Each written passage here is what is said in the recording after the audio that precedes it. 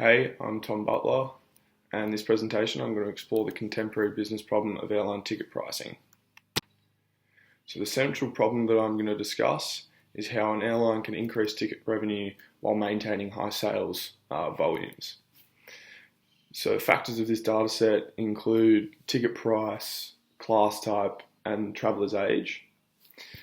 Because real airline data was unavailable, I created a proxy data set of 100 rows, simulating an imbalance in supply and demand within an airline's firm.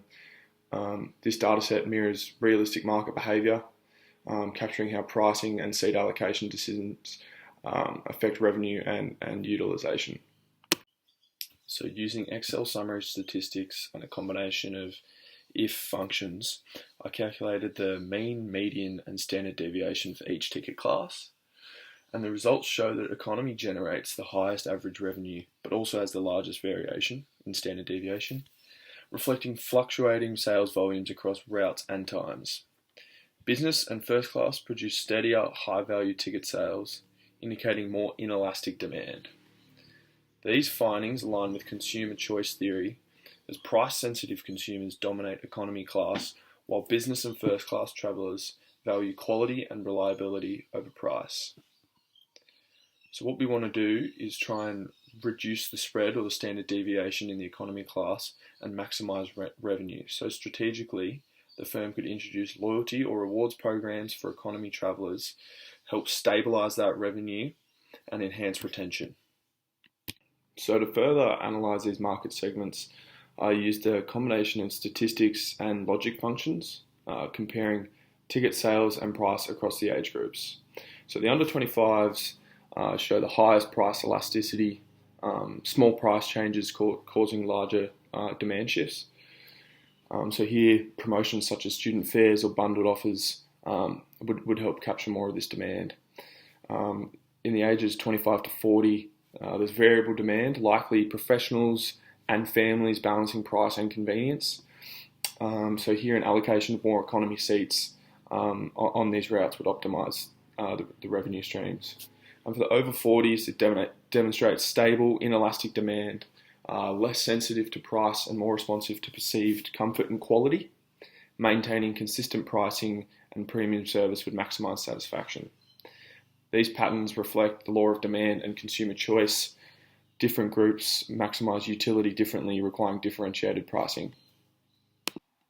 So using a combination of the Excel charting and the data points just explained, I was able to plot a firm level demand curve with the green section representing premium ticket sales, as you can see, with inelastic demand, demand changing slightly compared to larger shifts in pricing. So this showcases the demand's remaining steady despite the price changes, as those consumers going for premium ticket sales are looking more for perceived quality and comfort rather than price, whereas the orange section represents the economy tickets with more elastic demand. The quantity demanded falls sharply as price rises even a little bit. So applying the supply and demand theory, the firm should adopt a tiered pricing system, maintain high fares for premium travellers that want that quality and comfort, while using adaptive demand-based pricing for the economy tickets and business classes as well.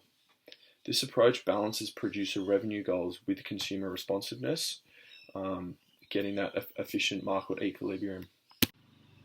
After using a combination of logic and if functions, I was able to classify whether each flight was overpriced or balanced. So I used the values of if tickets are sold for more than $500 and selling less than 150 tickets, I've classified that as inefficient. So the resulting pivot chart revealed only 31% of sales were priced efficiently, meaning most fares were above consumer willingness to pay, demonstrating a misalignment between producer pricing and market demand. Excess pricing has reduced the occupancy of these flights. According to producer choice theory, pricing decisions that ignore elasticity lead to revenue loss and market inefficiency. Airlines should adopt dynamic pricing models that adjust fares to real-time demand, improving both customer satisfaction and load factors. So using a similar logic approach with pivot tables and charts, I evaluated seat utilization. So if a flight was over 90% capacity, then it was deemed efficient, with only 27% of flights achieving this 90% capacity, confirming significant oversupply and pricing discrepancies. Together with the pricing results, this shows overpricing directly leading to underutilized supply, a clear case of disequilibrium in demand and supply. The airline is operating beyond its efficient output level, causing waste and reduced profit. Recommendations include integrating demand forecasting and capacity optimization models to align seat availability with consumer demand. This would help restore the equilibrium and improve resource efficiency.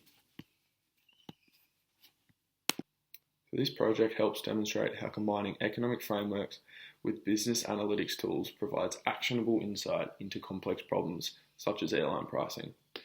Using frameworks such as supply and demand and consumer and producer choice alongside Excel tools including summary statistics, charting, pivot tables, and logic functions, I identified inefficiency in pricing and seat allocation.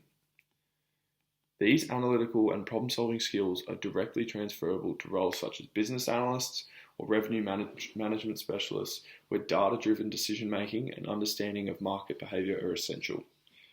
Ultimately, this analysis shows how data and economics intersect to drive smarter, more efficient business strategies.